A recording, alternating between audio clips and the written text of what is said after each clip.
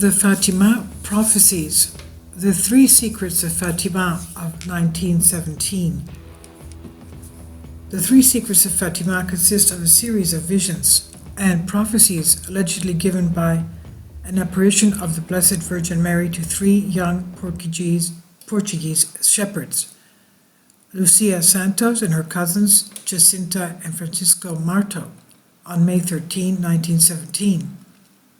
The three children claim to have been visited by a Marian apparition 6 times between May and October 1917. The apparition is now popularly known as Our Lady of Fatima, and according to the most popular interpretation, the three secrets involve hell, World Wars I and II, and the shooting of Pope John Paul II.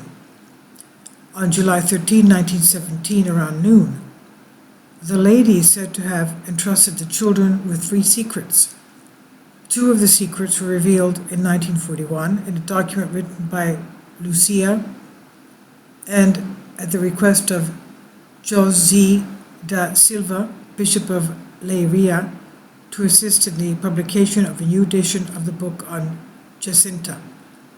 When asked by the Bishop of Leiria in 1943 to reveal the 3rd secret, Lucia struggled for a short period, being, quote, not yet convinced that God had clearly authorized her to act, end quote.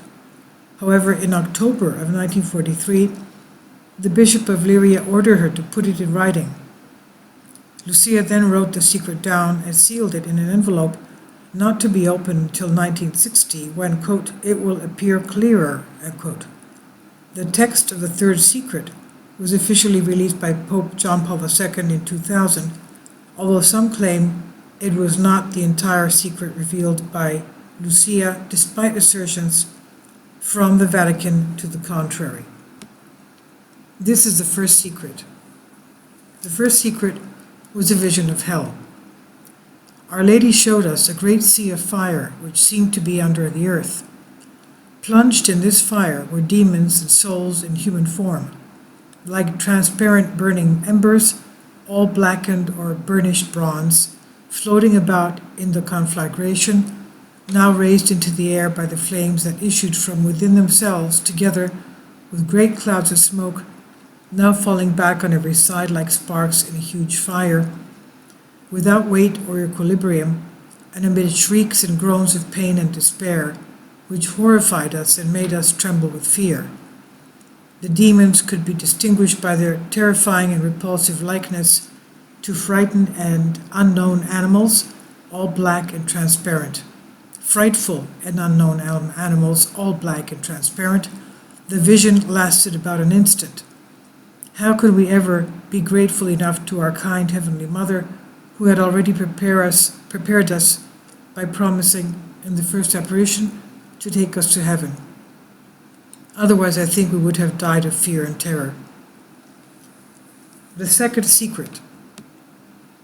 The second secret is a statement that World War I would end and goes on to predict another war, World War II, during the reign of Pope Pius XI, should men continue offending God and should Russia not convert. The second half requests that Russia be consecrated to the Immaculate Heart. You have seen hell, where the souls of poor sinners go. To save them, God wishes to establish in the world devotion to my Immaculate Heart. If what I say to you is done, many souls will be saved and there will be peace. The war is going to end, but if people do not cease offending God, a worse one will break out during the pontificate of Pope Pius XI.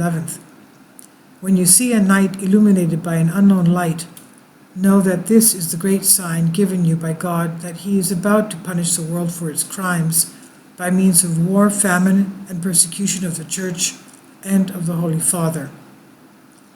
To prevent this, I shall come to ask for the consecration of Russia to my Immaculate Heart and the communion of reparation for the first Saturdays. If my request is heeded, Russia will be converted, and there will be peace.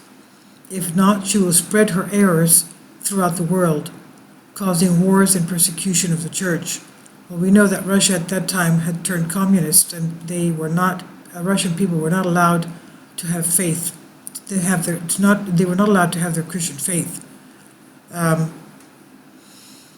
So there was a fear of communism spreading worldwide, and persecution of the church, of course.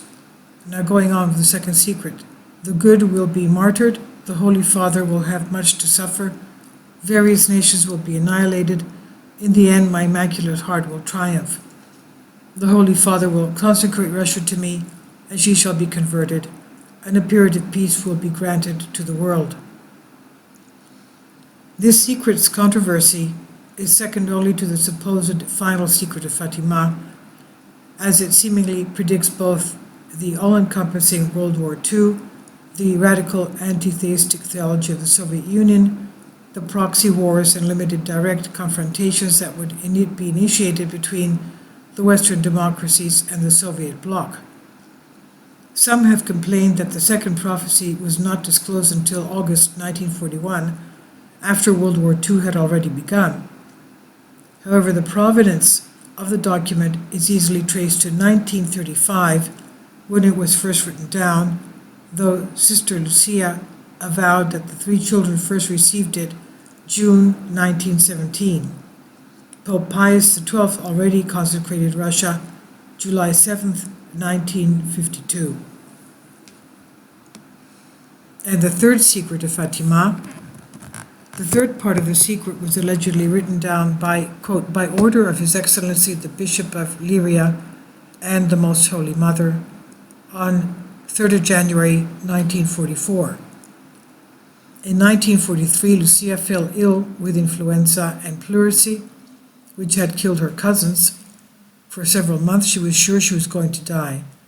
Bishop Silva visited her on September 15, 1943, while she was bedridden, first suggesting that she write the third secret down to ensure that it would be recorded in the event of her death.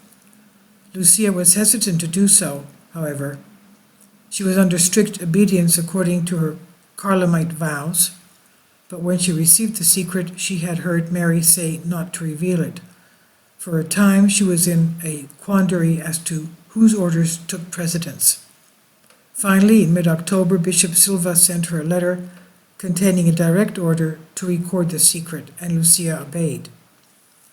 In June 1944, the sealed envelope containing the third secret was delivered to Silva, where it stayed until 1957, when it was finally delivered to Rome. It was announced by Cardinal Sodano on May 13, 2000, 83 years after the first apparition of the Lady to the Children in the Cova da Iria, that the third secret would finally be released. In his announcement, Cardinal Sodano implied that the secret was about the persecution of Christians in the 20th century that culminated in the failed assassination attempt on Pope John II on May 13, 1981. The text of the third secret was published June 26, 2000. The third part of the secret revealed that the Cova de Iria Fatima, May 13, 1917, I write in obedience to you, my God, who command me to do so through His Excellency the Bishop of Lyria and through your Most Holy Mother and mine. After the two parts which I have already explained, at the left of Our Lady and a little above we saw an angel with a flaming sword in his left hand. Flashing, it gave out flames that looked as though they would set the world on fire, but they didn't. They died out in contact with the splendor that Our Lady radiated towards him from her right hand, pointing to the earth with his right hand. The angel cried out in a loud voice, "Penance, penance, penance." And we saw in an immense light, that is God, something similar to how people appear in a mirror when they pass in front of it. A bishop dressed in white. We had the impression that it was the Holy Father. Our bishops, priests, men and women, religious, going up to a steep mountain, at the top of which there was a big cross of rough-hewn trunks as of a cork tree with the bark. Before reaching there, the Holy Father passed through a big city, half in ruins and half trembling, with halted step, afflicted with pain and sorrow.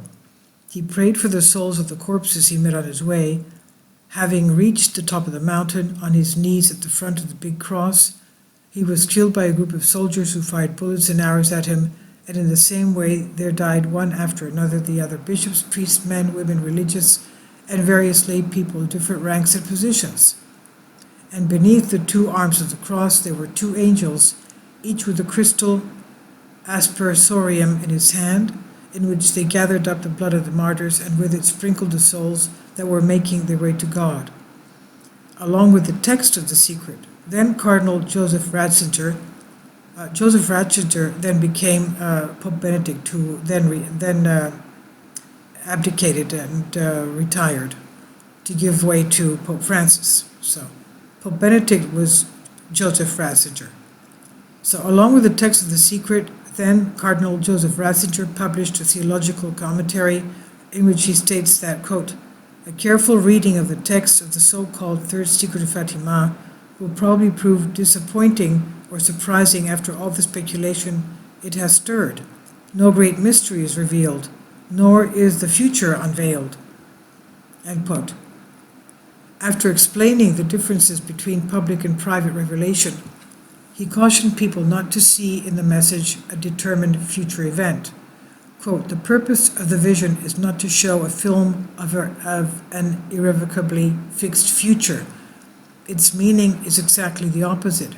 It is meant to mobilize the forces of change in the right direction. Therefore, we must totally discount fatalistic explanations of the O Secret O, such as, for example, the claim that the would-be assassin of May 13, 1981 was merely an instrument of a divine plan guided by providence and could not therefore have acted freely, or other similar ideas in circulation. Rather, the vision speaks of dangers and how we might be saved from them, end quote. He then moves on to talk about the symbolic nature of the images, noting that, quote, the concluding part of the secret uses images which Lucia may have seen in devotional books and which draw their inspiration from long-standing intuitions of faith, end quote. As for the meaning of the message, quote, what remains was already evident when we began our reflections on the text of the secret, the exhortation to prayer as the path of salvation for souls, and likewise the summons to penance and conversion, end quote. The Vatican withheld the third secret until June 26, 2000, despite Lucia's declaration that it should be released to the public after 1960. Some sources, including Canon Barthas and Cardinal Ottaviani, said that Lucia insisted to them it must be revealed by 1960, saying that, quote, by that time it will be more clearly understood, end quote, and, quote, because the Blessed Virgin wishes it so, end quote. When 1960 arrived, rather than releasing the third secret of Fatima, the Vatican published an official press release stating that it was, quote, most probable the secret would remain forever under absolute seal, unquote. After this announcement, immense speculation over the content of the secret materialized. According to the New York Times, speculation over the content of the secret ranged from worldwide nuclear annihilation to deep rifts in the Roman Catholic Church that led to rival papacies, end quote. The release of the text sparked immediate criticism, even outrage from the Catholic Church in Portugal. Clergy as well as lay people had been outraged that the text had been read in Rome and not at the Fatima Shrine in Portugal, where the reported events took place. Portuguese Catholics responded to the release of the text with disbelief, saying that if the words did not concern some kind of terrible catastrophe such as war, Holocaust, or apocalypse, there had been no reason for the Vatican to keep them secret. The London Times for June 29, 2000 reported that, quote, the revelation on Monday that there were no doomsday predictions has provoked angry reactions from the Portuguese Church over the decision to keep the prophecy secret for half a century, end quote. Portuguese newspapers reported that many people felt dismayed, cheated, and betrayed by the news. Some sources claim that the 4-page handwritten text of the third secret released by the Vatican in the year 2000 is not the real secret, or at least not the full secret.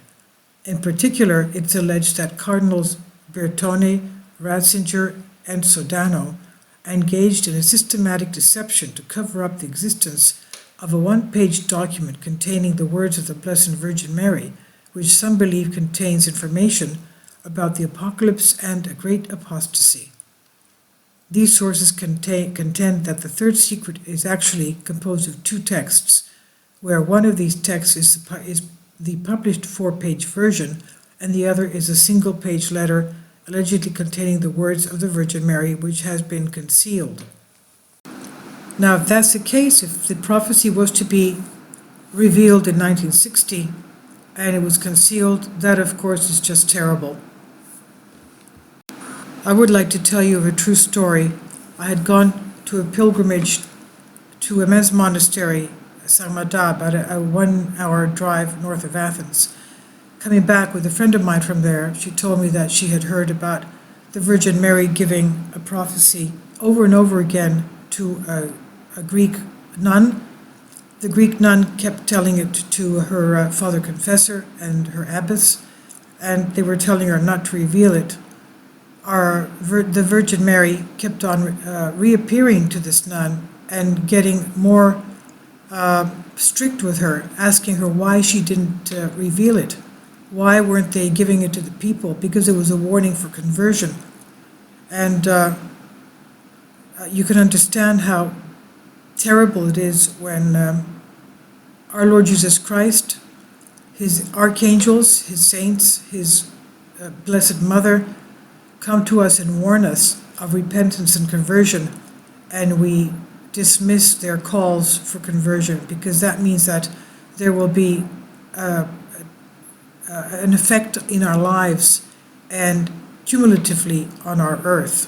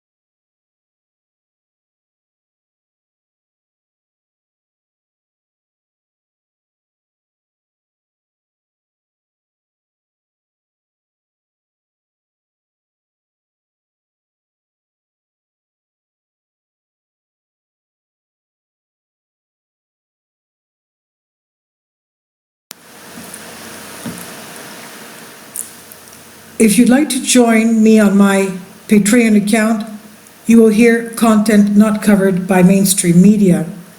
These riveting stories will be based on my research, and I will state my opinions and give my personal insight on diverse and controversial subjects and world events not covered by mainstream media, and not supported by YouTube guidelines. So whatever I have on my Patreon, most of those will not be on my YouTube channel. Please consider becoming a member today. More of the most significant and important videos will be on my Patreon channel. Your support helps me to continue my research and keeps this YouTube channel alive.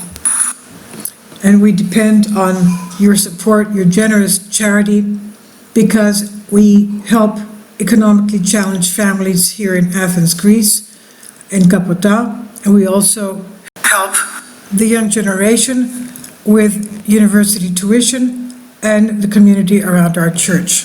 Thank you.